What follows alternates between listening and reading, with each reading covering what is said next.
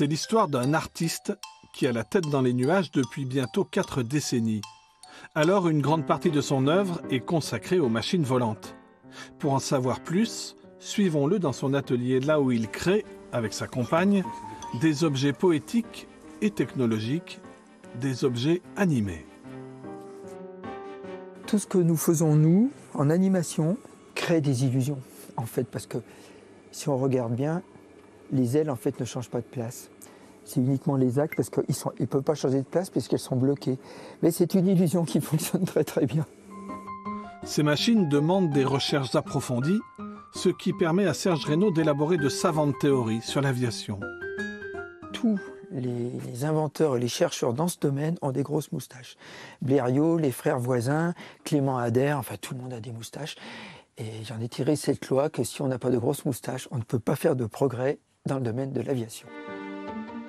L'aigle nuage, l'albatros avec sa roue à aubes propulsée par la force humaine et tant d'autres œuvres ont sillonné l'Europe et parcouru les expositions. Jamais l'imagination du plasticien ne s'est tarie avec une obsession, la beauté de l'inutile.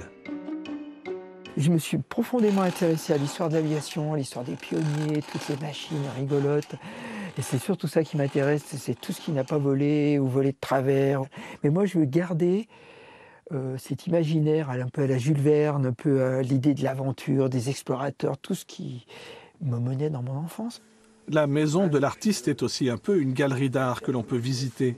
On y découvre une autre facette de l'homme, sa fascination pour Léonard de Vinci. Il est allé jusqu'à construire une aile géante d'après un dessin du maître italien. L'idée, c'est d'être au plus près de l'impression que nous donnent les dessins de Léonard de Vinci quand on les regarde. On a cette impression de légèreté, de grâce, etc. Mais mon idée étant d'arriver à pénétrer le mystère de cet homme et en faire une petite part pour moi, bien modeste, bien entendu. Des machines dans le ciel, Léonard de Vinci, décidément Serge Reynaud a bien la tête dans les étoiles.